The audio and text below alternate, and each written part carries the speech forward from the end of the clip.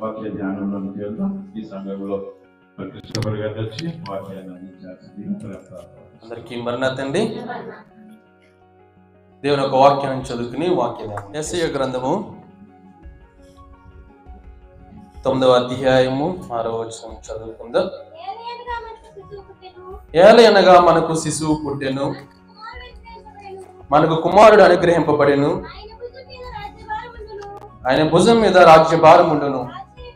ఆశ్చర్యకరుడు, ఆలోచనకర్త, బలవంతుడైన దేవుడు, నిత్యుడగు తండ్రి, సమాధానకర్తయగు అధిపతి అని అతనికి పేరు పెట్టబడును. ఆమేన్. చిన్న ప్రార్థన చేసుకుందాం.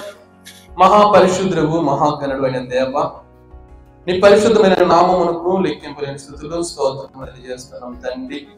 దేవ, ఈ పరిశుద్ధ దినమందు దేవ, నీ పాదములు చెంతకు చేరి తండ్రి నిన్ను ఆరాధించి గొప్ప భాగ్యం చేసిన మహోన్నతుడా నీకు వందనములు తండ్రి. దేవత ముఖ్యమైన సమయంలో దేవ వచ్చి ఉన్నామయ్యా.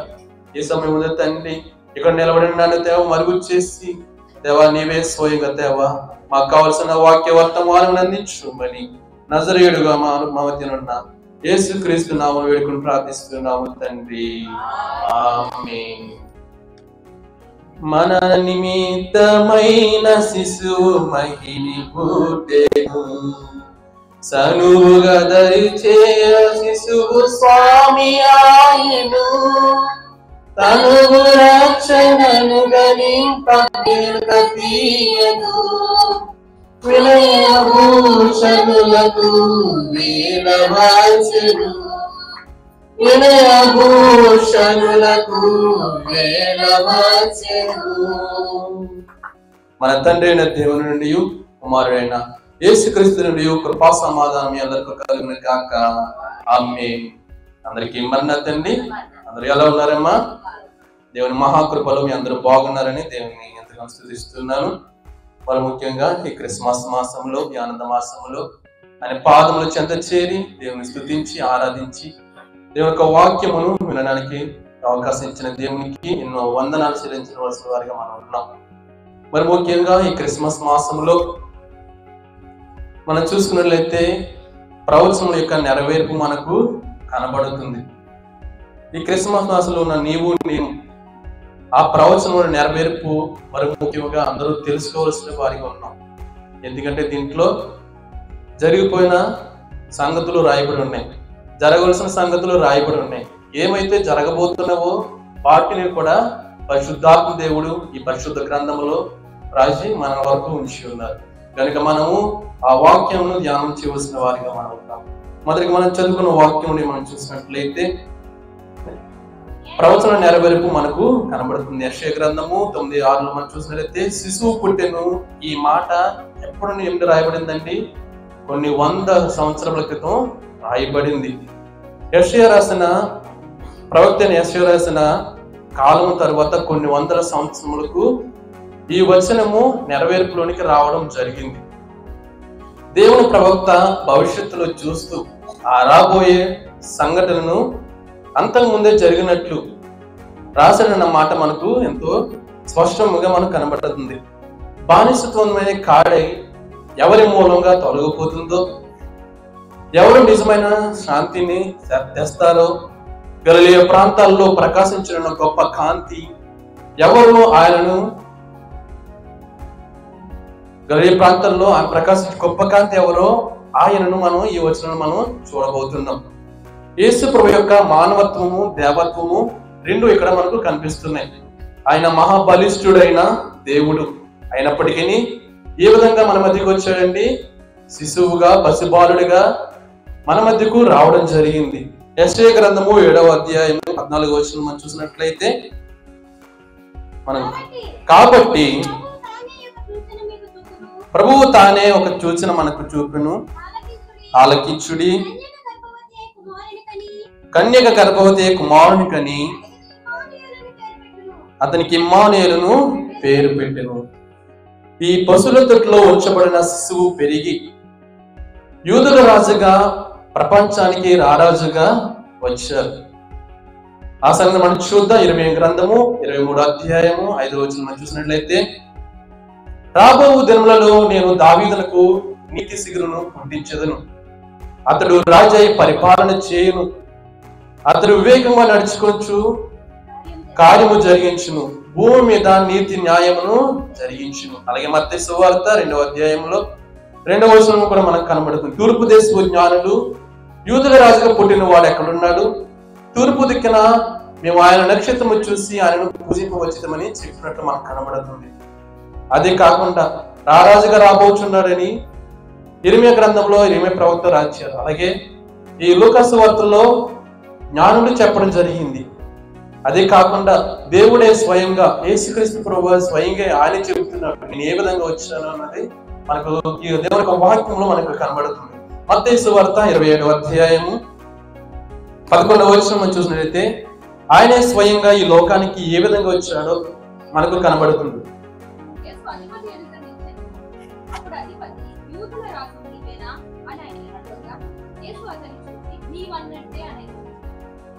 నీకు ఎవరు చెప్తున్నారు? యూదుల రాజువు నీవేనా అన్న వాక్యం మనకు కనబడుతుంది. ఆయన ఏమన్నారంటేనే నీవన్నట్టే. యేసు ప్రభువు మోపిన నేరం అంటే రోమిల ప్రాంతంలో ఆ దేశంలో వ్యతిరేకంగా యేసు యూదులపై రాజుగా ఎందుకు ప్రయత్నిస్తున్నానని ఆయన అనుకున్నట్లే ఎవరున్నారు అధికారులు ఆయన మీద నేరం మోపారు. కానీ ఆయన ఏ విధంగా వచ్చాడు? వారు వేసిన ప్రశ్నకి ఏ విధంగా చెప్పారు? యేసు ప్రభు వారు అవును నీవన్నట్టని జవాబు ఇవ్వడం జరిగింది. భూమి పైన రాజకీయ అధికారం కోసం ఆయన ప్రయత్నించాలని మనం చెప్పలేము. కానీ వారు అడిగిన ప్రశ్నకు సమాధానము యోహాను రాసిన సువార్త 18వ అధ్యాయము 36, 37 చూస్తే మనకు మరి క్లుప్తంగా మనకు కనబడుతుంది. ఆయన ఏ విధంగా నా రాజ్యము ఈ లోక సంబంధమైనది కాదు, నా రాజ్యము ఈ లోక సంబంధమైనది అయితే ఈ యూదులకు అప్పగింపబడుకున్నట్లు నా సేవకులు పోరాడుదురు గాని నా రాజ్యము సంబంధమైనది కాదని చాలండి. ఇక మనం చూసినట్లయితే వారు ఏం చెప్తున్నారు? నా రాజ్యము ఈ లోక సంబంధమైనది కాదు, నా రాజ్యము ఇహ సంబంధమైనది కాదు. సమాధానం చెప్పడం మనకు జరుగుతుంది. ఏంటి ఈ లోక సంబంధమైనది కాదు, ఆయనది ఏమైనది? పర సంబంధమైనదిగా మనకు కనబడుతుంది. యేసు ప్రభు గారు అడిగి నీవన్నట్టే అని ఆయన అధికారంతో చెప్పడం జరిగింది. ఇంకా మనం చూసినట్లయితే అనేక మంది ప్రవక్తల ద్వారా ప్రవచింపబడిన ప్రవచనమైన నెరవేర్పు దైవజనుడు దేవదాయ సాయి గారు రచించిన తెలుగు క్రైస్తవ కీర్తనలో 20వ కీర్తన మనకు కనబడుతుంది. ఆ కీర్తన మనం చూసినట్లయితే క్రిస్మస్ ప్రవచనంలో నెరవేర్పు మనకు కనబడుతుంది. ఇక ముందు మన అయ్యగారు కూడా మనం దీని మీద ప్రసంగం చేయడం జరిగింది. ఇది చూసినట్లయితే అక్కడ మనకి ఏం కనబడుతుందండి? నెరవేర్పు కనబడుతుంది. ప్రవక్త ద్వారా మొదట ఎవరి ద్వారా ఈ లోకానికి ఆయన వార్త వచ్చింది? ఆయన రాకముందే కొన్ని వందల సంవత్సరాల క్రితం ఆయన పుడతారని ఎవరు ఇచ్చారు? ప్రవక్తలు ఇవ్వడం జరిగింది. తర్వాత ఎవరి ద్వారా వచ్చింది?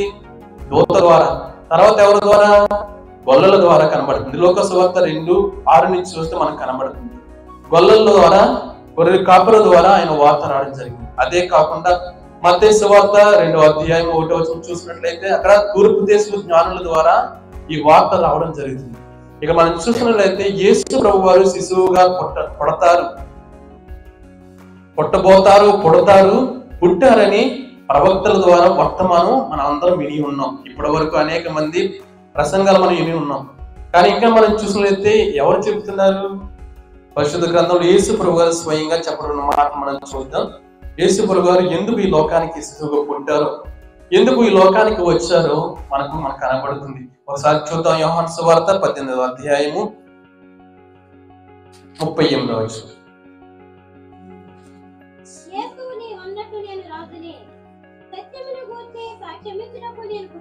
సత్యమును గూర్చి సాక్ష్యమిచ్చుటకు నేను పుట్టి తిని, ఇందు నిమిత్తమే ఈ లోకమునకు వచ్చి తిని, సత్య సంబంధమైన ప్రతి వాడును నా మాట వినను. చాలండి. ఇక మనం చూసినట్లయితే ఏదోను వలనలో మొదలైన పాపం ఆదికాండం 3వ అధ్యాయం మొదటి నుంచి మనం చూసినట్లయితే మనకు కనబడుతుంది. ఏ విధంగా మొదలైందండి? ఇది నిజమా అన్నప్పుడు మొదలైంది. మొదలైన పాపం అప్పటి నుంచి దారి తప్పిన ప్రతి ఒక్కరిని సరిచేయడానికి తానే స్వయంగా ఏది సత్యమో ఏది అసత్యమో తెలియజేసి నిత్య జీవానికి మార్గాన్ని ఏర్పాటు చేసేవారుగా మొదటి రాకడలో మనకు కనబడుతున్నారు. సత్యము తెలుసుకుని సిద్ధపడిన ప్రతి ఒక్కరిని తనతో కూడా తీసుకుని పోటకు ఎక్కడికి రానై ఉన్నారు? రెండవ రాకడలో మధ్యాకాశానికి రానై ఉన్నారు. యేసు ప్రభువారు తానే స్వయంగా ఏం చెబుతున్నారు? సత్యమును గురించి సాక్ష్యం ఇచ్చినప్పుడు నేను పుట్టి తిని, నేను వచ్చి తిని అని చెబుతున్నారు. అంటే అంతకుముందు సత్యము లేదండి. సత్యం ఉందా లేదా? సత్యం ఉంది, కానీ ఏమైంది? మరుగైపోతూ వచ్చింది. ప్రతి ఒక్కరు దాన్ని కప్పేవారుగా కనబడుతున్నారు. అనేక మంది వారు ఎవరు? ప్రతి ఒక్కరు ఆనాటి కాలం నుంచి యేసు ప్రభు గారు ఈ లోకానికి వచ్చే వరకు ఆ సత్యాన్ని మరుగు చేస్తూ ఉన్నవారుగా మనకు కనబడుతున్నారు. మనం ముఖ్యంగా చూసినట్లయితే యోహాను సువార్త నుంచి మొదటి అధ్యాయము 17వ వచనం చూస్తే మనకు కనబడుతుంది, ధర్మశాస్త్రము మోసే ద్వారా అనుగ్రహింపబడెను, కృపయు సత్యమును యేసుక్రీస్తు ద్వారా కలిగెను. పుట్టవలయు మోసే వంటి పూర్ణ ప్రవక్త, ఎట్టి వారలైన నెరుగునట్టి ధర్మము దిట్టముగను స్థాపింప దేవపుత్రుడు. పుట్టే గొప్ప బోధకుడాయెను, పుట్టే గొప్ప బోధకుడాయెను. ఏ విధంగా వచ్చారండి? ఆయన ధర్మశాస్త్రం మోసే ద్వారా అనుగ్రహింపబడితే ఆయన దేనిని మనకి ఇవ్వడానికి వచ్చారు? కృపయు సత్యమును యేసుక్రీస్తు వారు మనకు స్వయంగా అనుగ్రహించడానికి వచ్చారు. ధర్మశాస్త్రం అంటే దేవుడు మోసే ద్వారా సీనాయి పర్వతంపై చేసిన పాత ఒడంబడిక. దాదాపు పాత నిబంధన గ్రంథం అందరికి ఇది ఏ విధంగా కనబడుతుందంటే ఒక పునాదిగా కనబడుతుంది. పునాది అంటే ఏంటండి? బేస్మెంట్. అంటే పునాది అంటే మనం ఏదో చూస్తాం, ఏదో ఇంతగా, అది ఏంటండి? బేస్మెంట్. పునాది అంటే మనము అదొక బేస్మెంట్ గా మనకు కనబడుతుంది. బేస్మెంట్ అంటే మనకి ఇల్లుకి ఏదిగా కనబడుతుంది అండి, ఇది ఒక మూల స్తంభముగా మనకు కనబడుతుంది. అలాగే ఈ ధర్మశాస్త్రము కూడా పాత నిబంధనకు ఒక పునాదిగా మనకు కనబడుతుంది. మోసే రచనల్లో దేవుని కృపా సత్యము బొత్తిగా వెల్లడి కాలేదని యోహాను గారి ఉద్దేశం మనకి తెలియజేయడం ఈ యోహాను సువార్తలో మనకు కనబడుతుంది. యేసుక్రీస్తులో కృపా సత్య రూపము దిద్దుకున్నాయని, ఆధ్యాత్మిక వెలుగు ప్రకాశమానంగా కనిపించిందని, కృపా ప్రదర్శనమైందని ఆయన ఒక భావం మనకు కనబడుతుంది. యేసుక్రీస్తు శుభవార్త, మోసే ధర్మశాస్త్రం అని ఈ రెండు మార్గాలకు తేడాను యోహాను గారు ఎత్తి చూపుడు మనకు కనబడుతుంది. ధర్మశాస్త్రం మనుషులకు ఏం చేసిందండి? పాప విముక్తి కలిగించిందా? కలిగించలేదా? పాప విముక్తి కలిగించిందా? కలిగించలేదు. మనుషులకు అవసరమైన సత్యమంతటిని వెల్లడి చేయలేకపోయింది.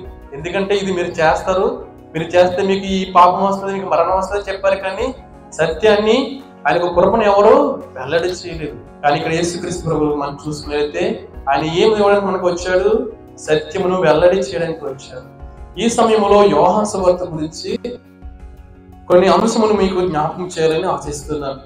ఈ యోహాను సువార్త శరీరధారియే మన మధ్య నివసించిన వాక్యము యేసేనని ప్రస్తావన చేస్తుంది.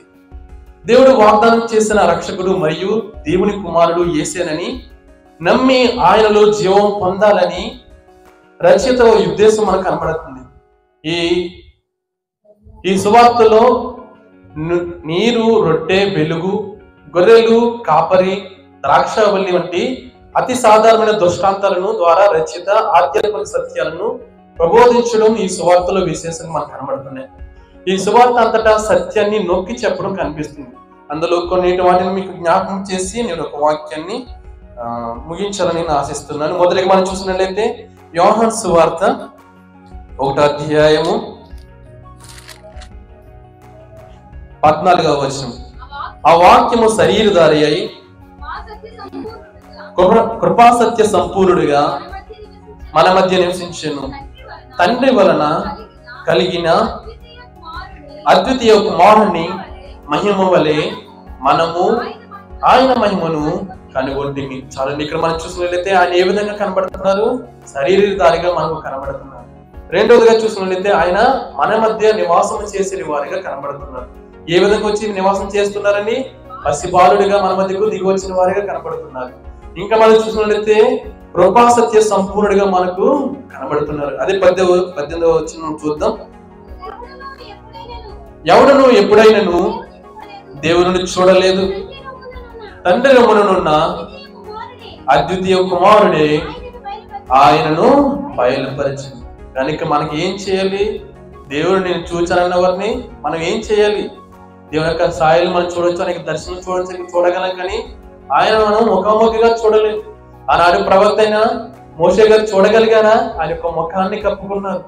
ఎప్పుడైతే ఆయన యొక్క తేజస్సులోకి వెళ్ళి ఆ ముఖకాంతి ఎప్పుడైతే మోషే గారిలోకి రావడం జరిగింది, ఏమైంది? ఒక స్నేహితుని వలె యేసు దేవునితో మాట్లాడడం మనకు కనబడుతుంది. కనుక మనకు ఏ విధంగా కనబడుతున్నారు? ఆయనను మనం చూసేవారిగా మనం ఉండాలి. ఇక రెండవదిగా చూసినట్లయితే అసత్యములో సత్యములో ఉన్న వారికి వ్యత్యాసము తేటదలగా మనకు కనబడుతుంది. వెలుగునద్దకు ఎవరు రారో, వెలుగునద్దకు ఎవరు వస్తారో, అసత్యములో ఎవరు ఉన్నారో అసత్యములో ఎవరున్నారో దేవుని వాక్యము స్పష్టంగా తెలియజేస్తుంది. ఈ లోకంలో ఎవరికైనా నువ్వు పలానా పాపములు ఉన్నావు, పలానా అసత్యము చెబుతున్నావు అని ఎవరైనా చెబితే వింటారండి? వినరు. మన మీద ఏమవుతారు? తిరుగుబాటు చేస్తారు. కనుక మనం ఏ విధంగా ఉండాలి? దేవుని యొక్క వాక్యాన్ని ఎత్తి చూపేవారిగా ఉండాలి. ఒకసారి చూద్దాం. యోహాను సువార్త 3వ అధ్యాయం 19వ వచనం చూసినట్లయితే మనకు స్పష్టంగా కనబడుతుంది. ఆ తీర్పు ఇదే, వెలుగు లోకములోనికి వచ్చిన గాని తమ క్రియలు చెడ్డవైనందున మనిషిని వెలుగును ప్రేమింపక చీకటిని ప్రేమించిరి. దుష్కారము చేయు ప్రతివాడు వెలుగు ద్వేషించును, తన క్రియలు దుష్క్రియలుగా కనపడినట్లు వెలుగునద్దకు రాడు. సత్యవర్తనుడైతే తన క్రియలు దేవుని మూలంగా చేయబడి ఉన్నవని ప్రత్యక్షపరచబడినట్లు వెలుగునద్దకు వచ్చాను. మనము ఎవరికైనా చెప్పేటప్పుడు మనం ఎవరికైనా డైరెక్ట్ చెప్పడానికి వారు ఏం చేస్తారు? మనల్ని తృణీకరించే వారు ఉంటారు. కనుక మనం ఏం చేయాలి? దేవుని యొక్క వాక్యం ఎలాగుంది, దేవుని యొక్క మాట ఎలాగుందని ఈ పరిశుద్ధ గ్రంథం తెలిసి వాళ్ళకి చూపించినట్లయితే వాళ్ళు ఏమవుతారు? నీ మీద కొప్పడతారండి. ఎప్పుడైతే ఈ వాక్యాన్ని ఎత్తి వాళ్ళకి చూపిస్తావో, వారికి నీ సువార్త ప్రకటిస్తా, వారు ఏం చేస్తారు? సైలెంట్ గా ఉంటారు, నెమ్మది పడిపోతారు.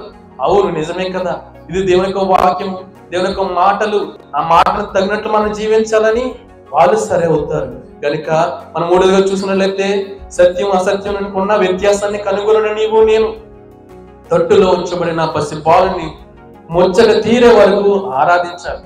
అంటే దర్జనలో కీర్తనలో రాస్తారు కదా, ముద్దు పెట్టుకుని ఉయ్యాలో ముచ్చట తీరంగా ఉయ్యాలో అని రాయబడిన మాటను బట్టి మనం ఏం చేయాలి? ఆయన ముద్దు పెట్టుకోవడానికి వచ్చిన నీవు నేను ఆ ముచ్చట తీరంగా అంటే ఆయనను ఆరాధించాలి. ఆయన ఆరాధించిన వాల్సిన వారిగా ఉన్న నీవు నేను ఏం చేయాలి? పశువుల తట్టులో పడ్డి ఉన్న దైవ బాలుని ఎలా ఆరాధించాలంటే దేవుని యొక్క వాక్యం చూసినట్లయితే యోహాను సువార్త 4వ అధ్యాయం 24వ వచనంలో దేవుడు ఆత్మ గనుక ఆయనను ఆరాధించేవారు ఆత్మతోనూ సత్యముతోనూ ఆరాధించాలి. ఏం చేయాలండి? ఆయన ఆరాధించాలి. ఏ విధంగా ఆరాధించాలి? ఎప్పుడైతే సత్యవంతుడైన తన క్రియలను దేవుని మూలంగా చేయబడి ప్రత్యక్షపరచబడినట్లు మనకు కనబడుతుంది. ముందు వాక్యం మనం చదవం కదా, ఎలాగొస్తారు వెలుగు సంబంధులు? వెలుగునద్దుకు వస్తారు. ఎప్పుడైతే వెలుగునద్దుకు వస్తారో వారిని ఎవరిని ఆరాధిస్తారు? దేవుని ఆరాధించే వారిగా ఉంటారు, దేవుని ఎందుకు భయభక్తులు కలిగే వారిగా ఉంటారు. దేవుని సన్నిధిలో ఉన్నప్పుడు తన యొక్క మాటలను తన యొక్క ప్రవర్తనను సరి చేసుకునే వారిగా ఉంటారు. కనుక మనం ఏ విధంగా ఉండాలి? దేవుని సన్నిధికి వచ్చిన నీవు ఎప్పుడైతే దేవునికి సన్నిధానంలోకి వస్తామో మన యొక్క నోటి మాట బయటకు రాకూడదు. దేవుణ్ణి దాన్ని మహిమపరిచినట్టు కాదు, దేవుణ్ణి అవమానపరిచినట్లు. కనుక మనం ఏం చేయాలి?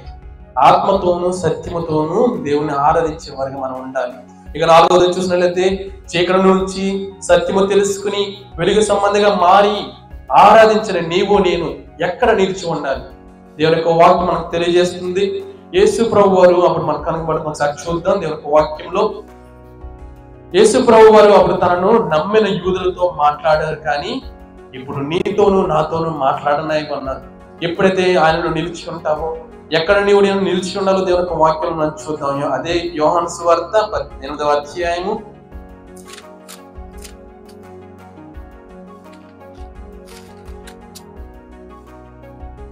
31 చూసినట్లయితే, కాబట్టి యేసు తనను నమ్మిన యూదులతో మీరు నా వాక్యమందు నిలిచి ఉన్న వారైతే నిజముగా నాకు శిష్యులయుండి సత్యమును గ్రహించెదరు, అప్పుడు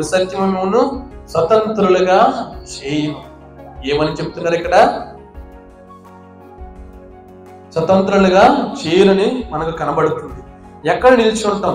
ఎప్పుడైతే వాక్యమందు నిల్చున్న వారైతే నిజముగా నాకు శిష్యులై ఉంటాం. అనేక మంది ఈ కాలంలో దేవుని యొక్క సువార్త పట్ల నేను సువార్త చేస్తానని ముందుకు వచ్చేవారు అనేక మంది ఉన్నారు. కానీ వాళ్ళు ఏ విధంగా ఉండాలని, ఎక్కడ నిలిచి ఉండాలి? లోకములో నిలిచి ఉండి సువార్త చేస్తే అది మనకు బాగుంటుందా? ఆ పరిచర్య ముందుకు వెళ్తుందా? వెళ్ళదు. కానీ ఎక్కడ ఉండాలి? వాక్యములో మనం నిలిచి ఉండాలి. నిలిచి ఉన్న వారైతే ఏమవుతారు? నిజంగా నాకు శిష్యులు ఉంటారని గ్రహించాలనే దేవుని యొక్క వాక్యం మనకు తెలియజేస్తుంది. కనుక మనం ఏం చేయాలి? ఎక్కడ నిలిచి ఉండాలండి? ఆ యొక్క వాక్యమందు నిలిచి ఉండాలి. ఇక 5వది చూసినట్లయితే వాక్యమందు నిలబడి నిజమైన శిష్యునిగా మార్చబడి సత్యమును గ్రహించిన నీవు ఆ సత్యము నిన్ను స్వతంత్రులుగా చేస్తుంది. అంటే విడుదల పొందడం. విడుదల అంటే ఏంటండి? దేని నుంచి విడుదల? పాపము నుంచి, బానిసత్వం నుంచి స్వతంత్రుడిగా నువ్వు ఉండటం అది ఒక విడుదల. పాప బంధకాల నుంచి విడుదల పొందిన నేను నిత్య జీవానికి వెళ్ళాలంటే ఏ మార్గం గుండా వెళ్ళాలి? ఏ మార్గం గుండా వెళ్ళాలండి? జీవ మార్గము గుండా మనం వెళ్ళాలి. పశుశాలలో పశుల తొట్లు పండి ఉన్న ఆ దైవ బాలుడే నిత్య జీవానికి మార్గమై ఉన్నారు. కనుక నేను ఆ మార్గం గుండా వెళ్ళాలి. సత్యము తెలుసుకున్న నీవు ఏది అసత్యమో ఏది సత్యమో తెలుసుకున్న నీవు, చీకటి నుంచి వెలుగులోనికి వచ్చిన నేను అనే వాక్యంలో నిల్చున్న నేను, మనము ఎప్పుడైతే నిలిచి ఉంటామో మన నిత్య జీవానికి వెళ్ళాలంటే ఏ మార్గం దగ్గర రావాలండి? నిత్య జీవం అనే మార్గం దగ్గర రావాలి. ఒకసారి చూద్దాం. అదే యోహాను సువార్త 14వ అధ్యాయం 6వ వచనం ముగిస్తాను. యేసు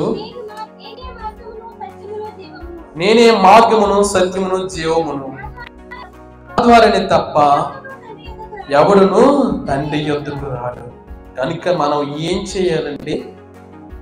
మార్గమును ఎవరి వైపు తిప్పుకోవాలి? ఆ పశుబాలుడైన యేసుక్రీస్తు ప్రభువు మీదకి మనం తిప్పుకోవాలి. ఎప్పుడైతే నీ మార్గం ఆయన వైపు ఉంటుందో మనం ఏ విధంగా ఉంటాం? సత్యాన్ని వెల్లడి చేసే వారికి ఉంటాం. ఆయనకు శిష్యులుగా మనం ఉంటాం. ఆయన శిష్యులుగా ఉండాలంటే కొన్నిసార్లు పిలిపి వచ్చినప్పుడు మనం ఏ విధంగా ఉండాలండి? నేను సరికాను, లేకపోతే మనం సాకు చెప్పే వారికి ఉండకూడదు. కానీ ఎప్పుడైతే పిలుపు వస్తుందో మనం ఏమైతే పట్టుకున్నాడో వాటన్నిటిని వదిలిపెట్టి వెంటనే వచ్చిన నేను మళ్ళీ తిరిగి దేని వైపు చూడకూడదు? వేటినైతే వదిలిపెట్టేసామో వాటి వైపు తిరిగి చూడకూడదు. ఆనాడు పేతురు ఆ గలిలే సముద్రంలో ఉన్న ఆ జాలరులు ఏ విధంగా చేశారండి?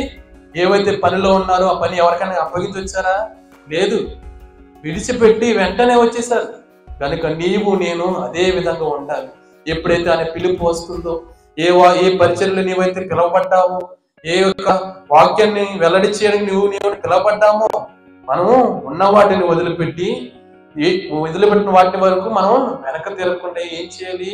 నిత్య జీవం వైపే మన యొక్క గురి ఉండాలి.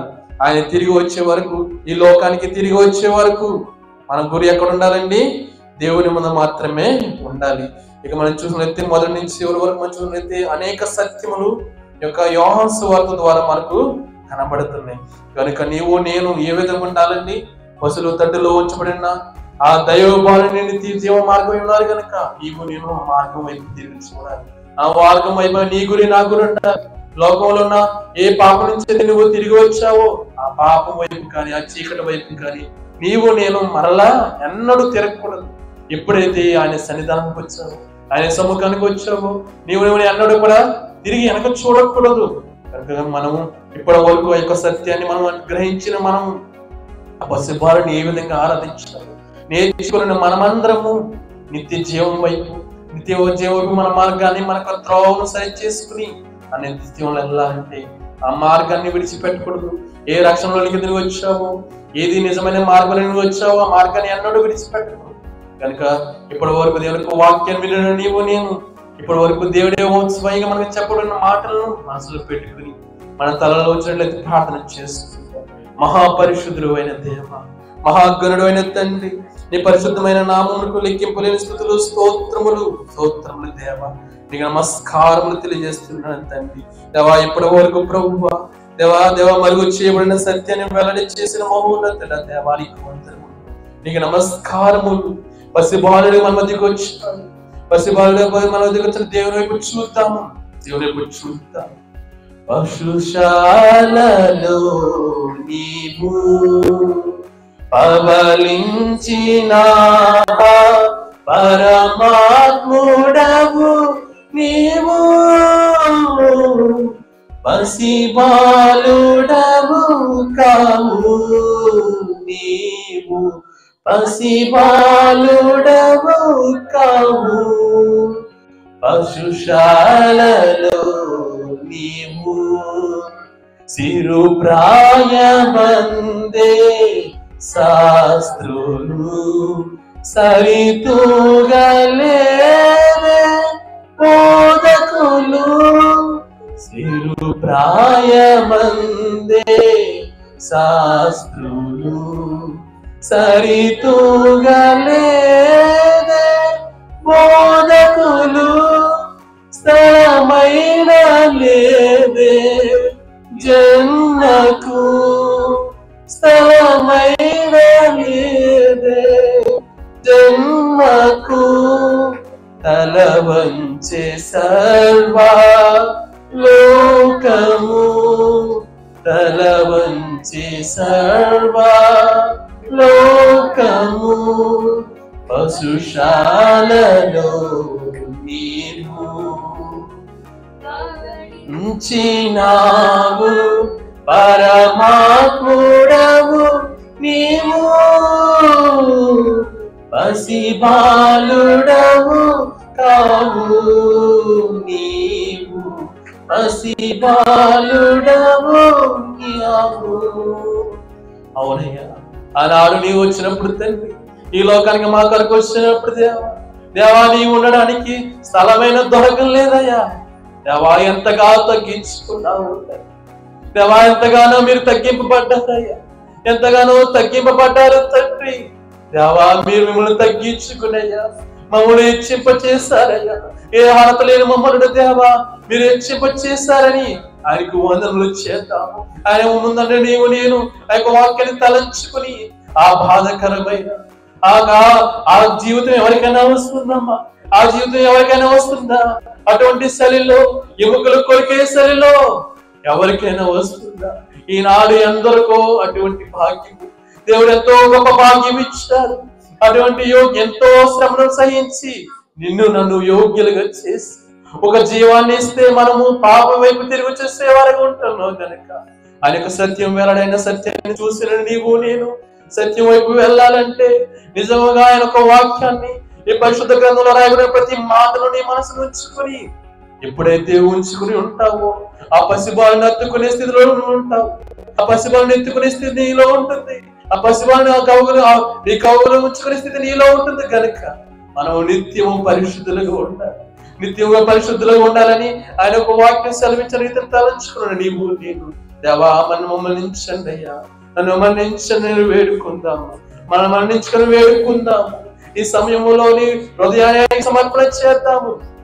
ఎప్పుడైతే సమర్పణ చేస్తావో నిద్రలేదు కానీ వచ్చే వారికి ఉన్నారు కనుక మనం ఎన్నడూ తిరిగి చూడనని నిత్యము పరిశుద్ధంగా ఉంటానని తీర్మానం చేసుకున్నాం. మనము దేవుని వైపు చూస్తే దేవానికి వందనములయ్యా. ఇప్పటి వరకు నీ వాక్యములో దాయబడిన సత్యములు మేక వెల్లడి చేసిన మహోన్నతునికి వందనములని అని దేవానికి స్తుతులు స్తోత్రములు చెల్లిద్దాం.